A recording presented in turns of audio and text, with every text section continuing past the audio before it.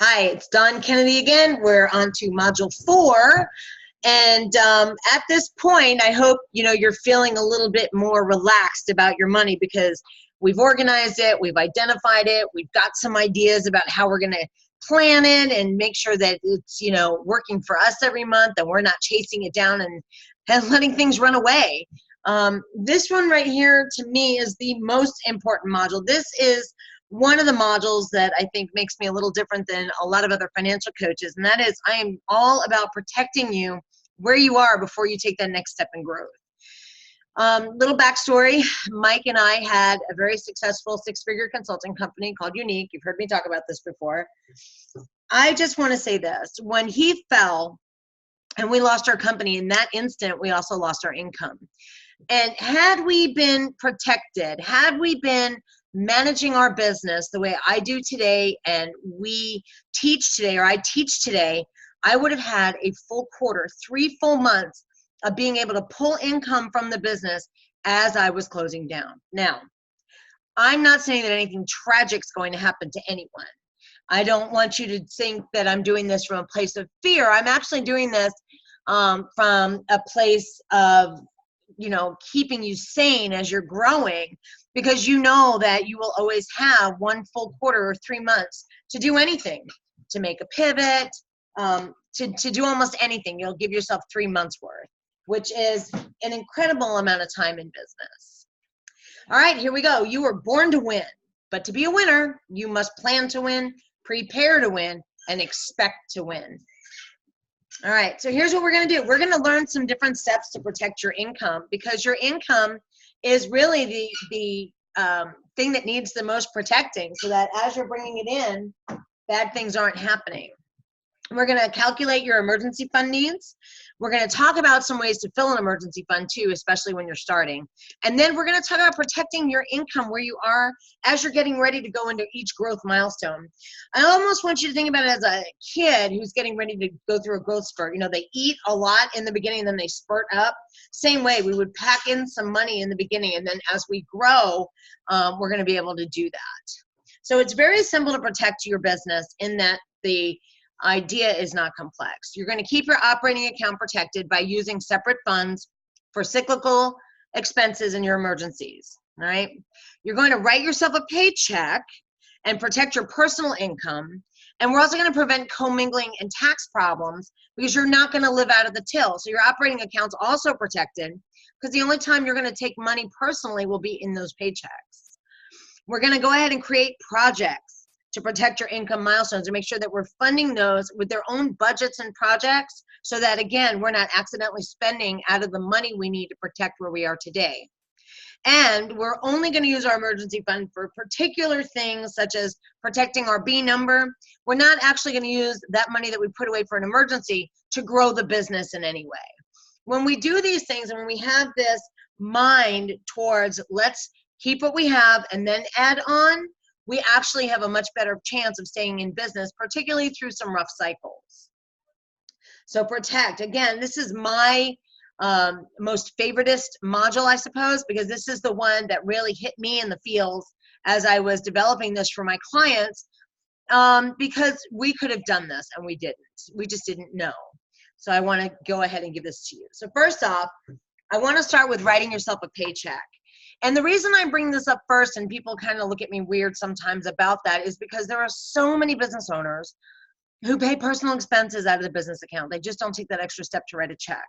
But when you do that, not only do you create a little bit of a tax issue, you also can make mistakes, like forgetting to write down the personal things that you've taken out. When you start bouncing business checks, I don't say this to scare anyone. I say this because I've seen it happen on more than one occasion. It's very common, especially when people are solopreneurs, because they say, well, it's all my money anyway. I don't want to take that extra step to write myself a paycheck. But if you don't do that, you're not keeping that separation. And also, there's a good chance that you're going to be spending into your B number or the fund that you need to actually pay your bills. By withholding your taxes and not spending from the till, you're actually protecting your business a couple of different ways. One is you're making sure that you're only going to be taxed, your social security and Medicare taxes are only on what you receive as a paycheck. And your business itself is not going to be liable for anything on the business. Other than that, we have an emergency fund. And again, we're going to use your C fund. And your C fund to deposit a little each month is also spending plan protection, which you'll see.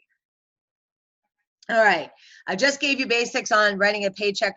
Couple of things I want to also note about this is if you are a limited liability company, a limited company, or incorporated, and you fail to take yourself a paycheck, you can actually put yourself in danger of having your personal assets at risk again.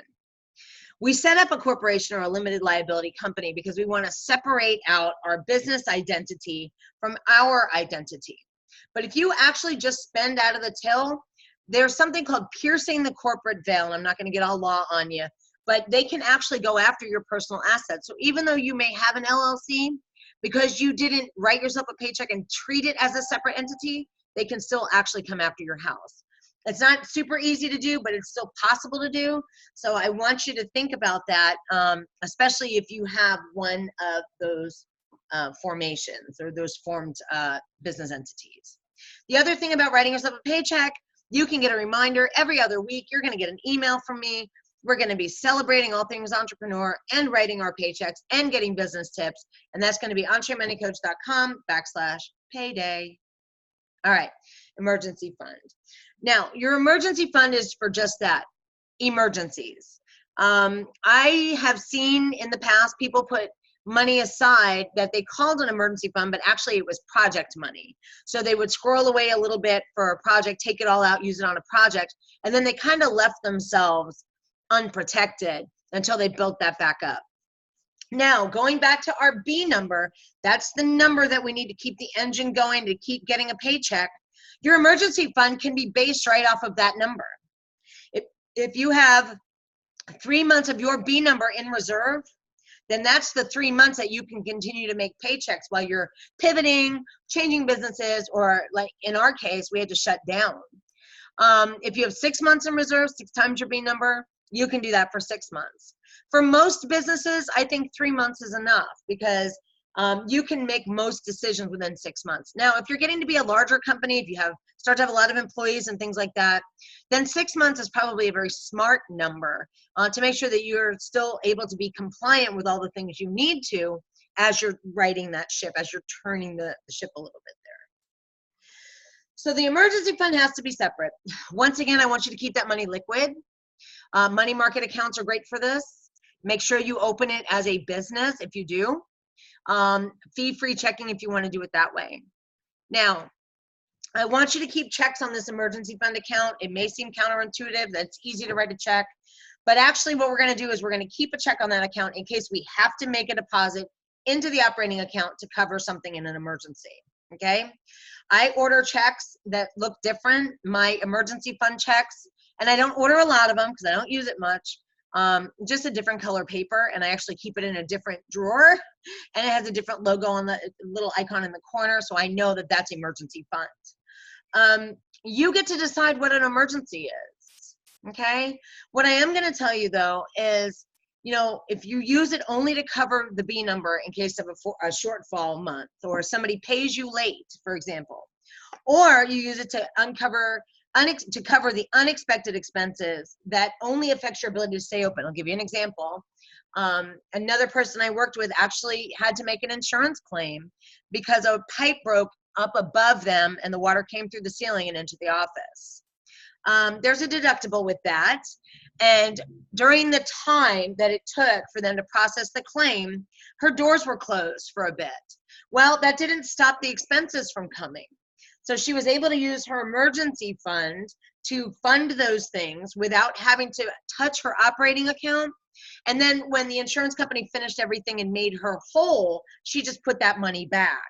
But she was able to do that without really panicking because for actually a few days, she was unable to open her doors as things were going through the claim cycle. All right. Here's the thing I get asked a lot. How am I going to save for emergency if I'm barely making my B number? And that is really a very, honest question, and I don't mind answering it. The first thing that I can tell you is you don't have to save it all at once. You saw on that one-page spending plan that there's a little thing up there that says emergency fund. You can actually make it a line item on your monthly spending plan and add it into your spending plan every month. And you can put money away. It could be $50, be $100. If you think about the bills across what you have now, $50 in an emergency fund can take care of some bills for you. $100 can take care of some bills for you. You may not have all of your B number in there right away, but you can put something away. You can start to build up your little war chest. Here's the other thing about your emergency fund.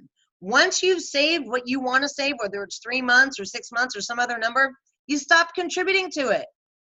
So you're actually only funding this emergency fund up until it's full. So the first way I tell people to do is make a line item.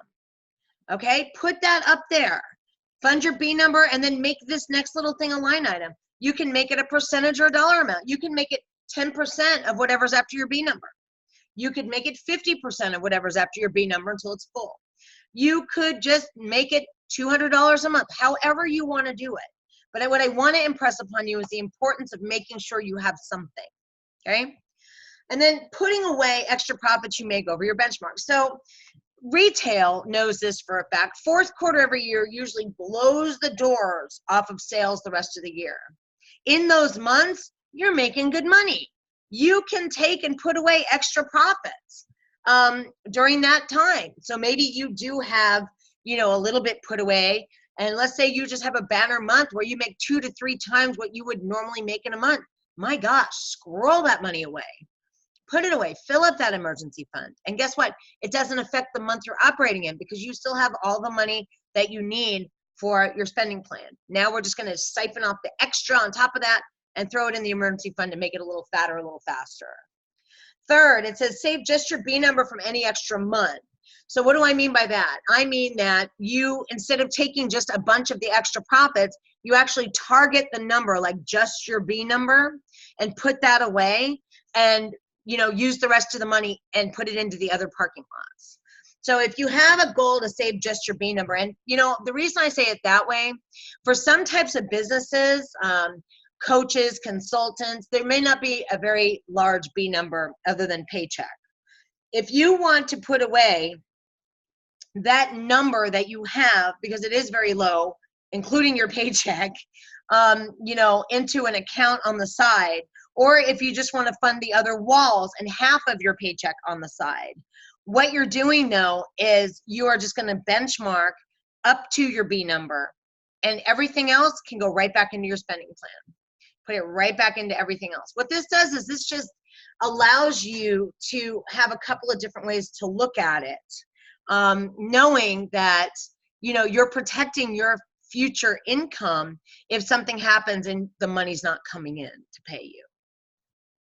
All right, so your C fund again. So why do I go back to the C fund? Well, because it's also protecting your spending plan, not just your operating account.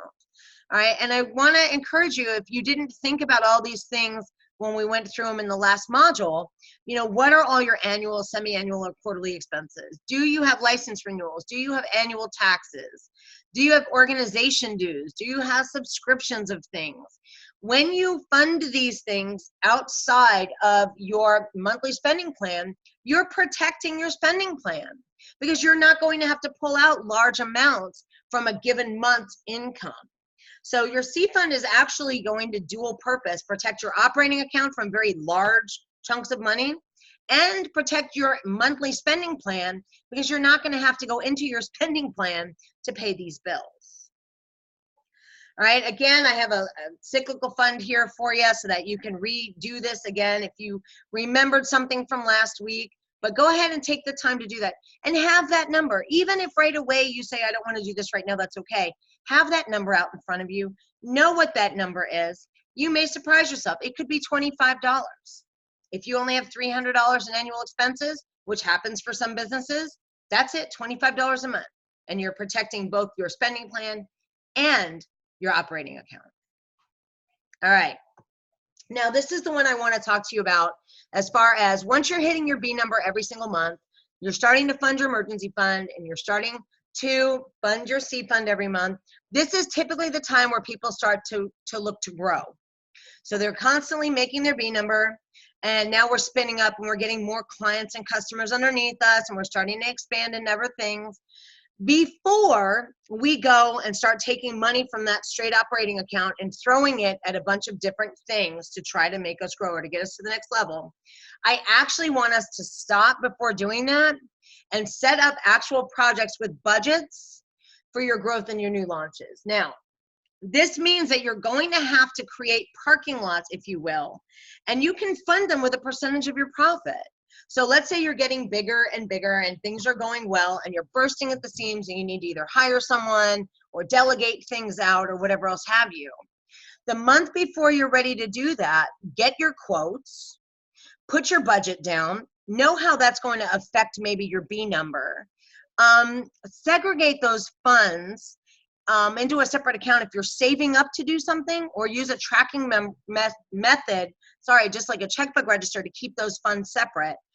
But by doing that and putting it against a budget, what you're not doing is just bleeding money from the account as you grow. I have found that in some cases, after you hit your B number, it becomes kind of a free-for-all.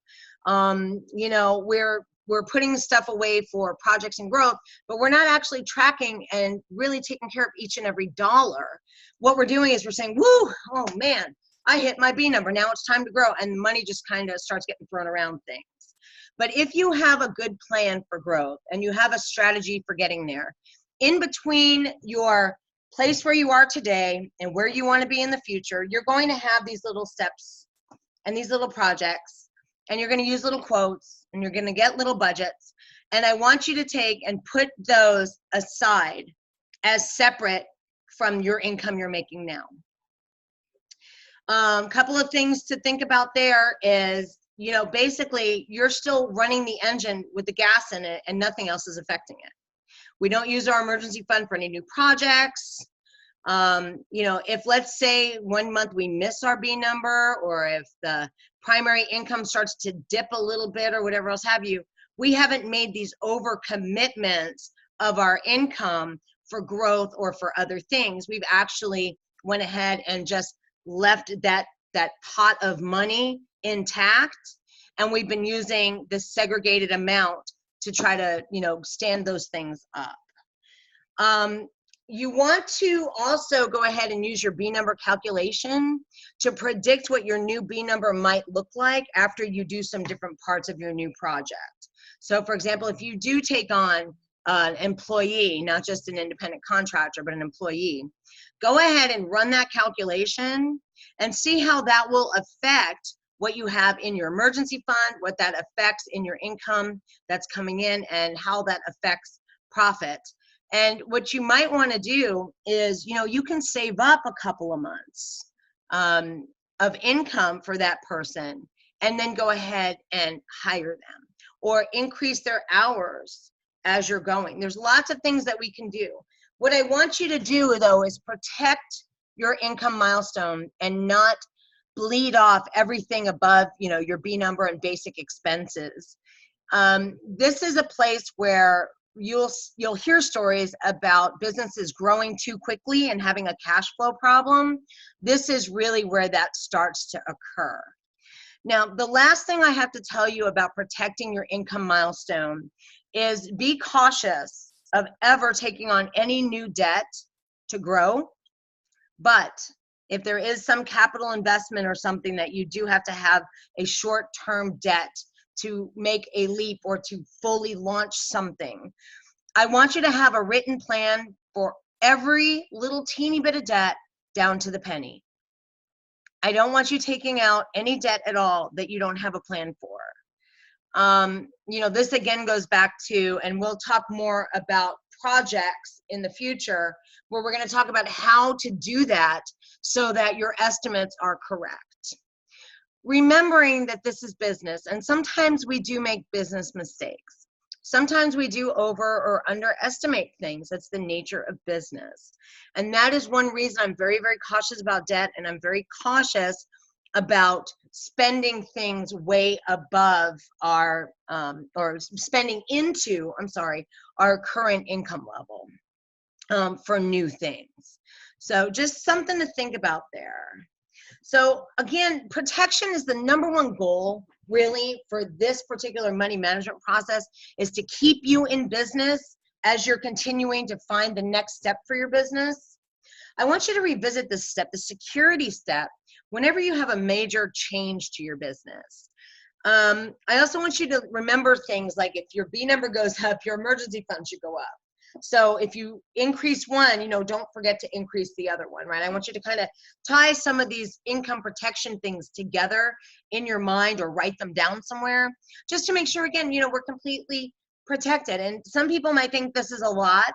I'm a belt and suspenders kind of girl after what happened to me and my family, and maybe you don't need to go to these extremes, but I always recommend that you are in a good space where you feel that if you stopped making money tomorrow, you would be okay letting go. All right. The other thing with that is if you take a larger paycheck, always adjust your emergency funds. And, you know, again, my last little bit, don't put your B number categories on a credit card.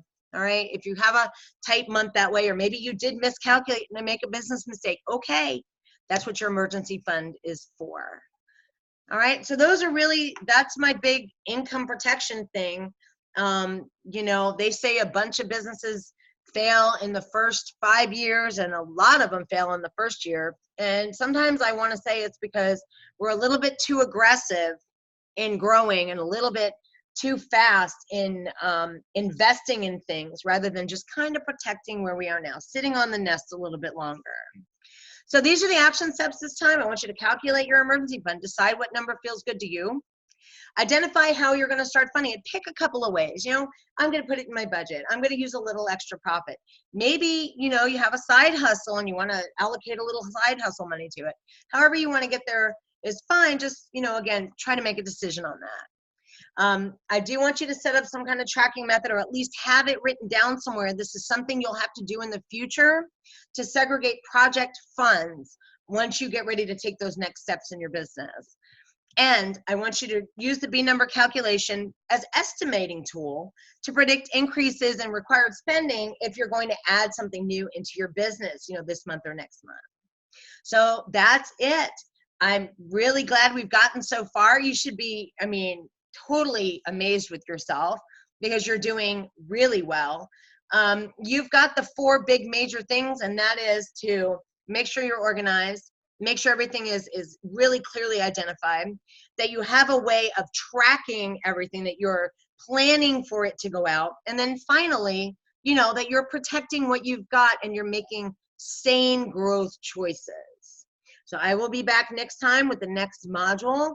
Until then, if you need anything, hit me up, assist@entremoneycoach.com. Otherwise, happy entrepreneuring.